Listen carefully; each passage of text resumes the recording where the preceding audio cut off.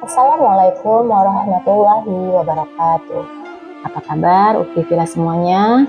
Semoga selalu dalam keadaan sehat, sehingga kita bisa menjalankan ibadah puasa kita pada hari ini dengan lancar. Pada waktu bulan Ramadan, momentum berbuka adalah waktu yang paling kita tunggu-tunggu. Setelah seharian kita menahan haus dan lapar, dan tentunya untuk menyempurnakan ibadah puasa kita dan terutama untuk mendapatkan keberkahan dari Allah Subhanahu wa taala. Kita harus mengetahui amalan sunnah apa saja yang harus dilakukan ketika berbuka puasa. Amalan sunnah yang pertama adalah menyegerakan berbuka puasa.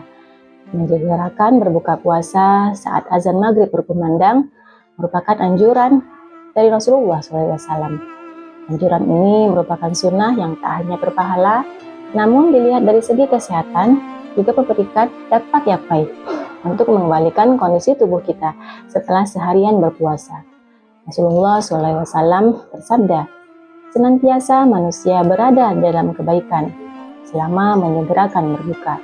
Hadis riwayat Bukhari dan Muslim. Menyegerakan berbuka puasa juga merupakan bukti kasih sayang Rasulullah kepada kita umatnya karena telah menjalankan perintah Allah. Menunjukkan dengan terdapatnya pahala yang lebih utama jika kita menyegerakan berbuka puasa. Amalan sunnah yang kedua yaitu awali berbuka dengan bismillah. Saat berbuka puasa disunnahkan diawali dengan membaca bismillah sehingga makanan yang masuk ke dalam tubuh kita menjadi lebih berkah. Apapun yang kita awali dengan membaca bismillah tentunya akan jauh lebih bermanfaat karena dilakukan sembari mengingat dan menyebut asma Allah.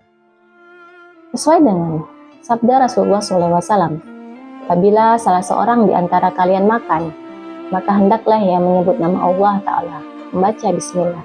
Jika ia lupa menyebut nama Allah Ta'ala, hendaklah ia mengucapkan bismillahi awalahu wal akhirahu, dengan nama Allah pada awal dan akhirnya. Hadis riwayat Abu Daud dan At-Tirmizi. Dengan membaca bismillah juga adalah sebagai bukti syukur kita atas rezeki dan nikmat yang telah diberikan Allah Subhanahu wa taala. Amalan sunnah yang ketiga yaitu berbuka dengan kurma dan air putih.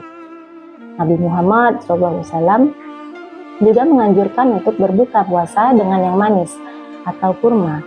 Rasulullah biasanya memakan kurma dengan jumlah yang ganjil. Namun, jika tidak ada kurma, beliau menggantinya dengan air putih. Namun, Rasulullah SAW lebih mengutamakan berbuka dengan kurma. Seperti hadisnya berikut ini, Rasulullah SAW biasanya berbuka dengan rotop kurma basah sebelum menunaikan sholat. Namun, jika tidak ada rutop, maka beliau berbuka dengan tamar, kurma kering. Dan jika tidak ada yang demikian, beliau berbuka dengan seteguk air. Hadis riwayat Abu Daud dan Ahmad. Amalan sunnah yang keempat adalah membaca doa berbuka puasa. Waktu berbuka puasa adalah waktu yang mutajab untuk kita memanjatkan doa. Maka disunahkan untuk kita memanjatkan doa-doa yang baik. Dalam hadisnya, diterangkan bahwa doa seseorang yang sedang berpuasa hingga saat berbuka adalah doa yang sangat diterima oleh Allah. Ada 3 orang yang doanya tidak ditolak oleh Allah. Itu orang yang berpuasa hingga ia berbuka, pemimpin yang adil, dan orang yang terzolimi. Jadi keutamaan berdoa adalah untuk memperoleh berkah dan rahmat dari Allah Subhanahu wa taala. Juga bentuk sebagai rasa syukur kita atas nikmat dan rezeki yang telah diberikan Allah Subhanahu wa taala. Amalan sunnah selanjutnya adalah menunaikan ibadah salat maghrib. Setelah berbuka puasa, seseorang muslim harus segera menunaikan ibadah salat maghrib. Menunaikan ibadah salat maghrib dengan tepat waktu adalah tindakan yang sangat dianjurkan oleh Rasulullah SAW. Jangan sampai kita makan terlalu banyak sehingga kita melalaikan untuk melakukan ibadah. Sebaiknya berbukalah dengan makanan ringan terlebih dahulu, menunaikan salat maghrib, kemudian segerakan untuk berbuka dengan makanan yang berat. Selanjutnya adalah tidak berlebihan saat berbuka. Meskipun berbuka puasa adalah momen yang paling kita tunggu-tunggu, Namun hendaknya kita makanlah dengan secukupnya dan tidak dilakukan secara berlebihan. Seringkali saat berbuka, kita ingin memakan semua makanan yang ada di meja. Namun hal tersebut tidak dianjurkan oleh Rasulullah SAW. Rasulullah SAW bersabda, tidak ada tempat paling buruk yang dipenuhi isinya oleh manusia kecuali perutnya. Karena sebenarnya cukup baginya beberapa suapan saja untuk menegakkan punggungnya. Kalaupun ia ingin makan, hendaknya ia atur dengan cara sepertiga untuk makanannya, sepertiga untuk minumannya, dan sepertiga lagi untuk nafasnya. Hadis riwayat Ahmad, An-Nasai, dan At-Tirmizi. Berikutnya adalah amalan sunnah yang terakhir, yaitu memberikan hidangan untuk orang yang berpuasa. Salah satu amalan yang juga sangat dianjurkan oleh Rasulullah adalah memberikan hidangan kepada orang lain yang sedang berpuasa.